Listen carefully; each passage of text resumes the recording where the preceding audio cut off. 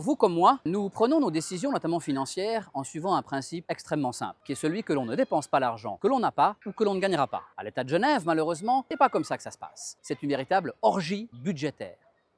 Une orgie budgétaire qui se confirme avec ce menu élaboré depuis pas mal d'années par un Conseil d'État et notamment par une gauche qui veut empiffrer, empiffrer et empiffrer. On le voit d'abord en entrée avec une dette qui aujourd'hui culmine à 10,4 milliards. C'est une des dettes par habitant les plus élevées qui existent dans ce pays et c'est autant d'argent que nos enfants devront rembourser plus tard. Plat de résistance, c'est cette armée mexicaine de fonctionnaires engagés en masse depuis des années qui rengorge dans les services de l'État. Un chiffre là aussi pour l'illustrer, si vous prenez la masse salariale de la fonction publique, canton plus commune, que vous la divisez par le nombre d'habitants de Genève, eh bien vous vous retrouvez avec un chiffre qui est 40% supérieur à celui du canton de Vaud, 60% supérieur à celui du canton de Zurich. Est-ce qu'on a à Genève 40% de prestations supplémentaires que les Vaudois, 60% de prestations de plus que les Zurichois? La réponse est évidemment non. On n'a pas un problème de moyens, on a un problème de gestion des moyens. Avec le dessert c'est ce millefeuille administratif que l'on connaît à Genève, avec une couche par-dessus une couche.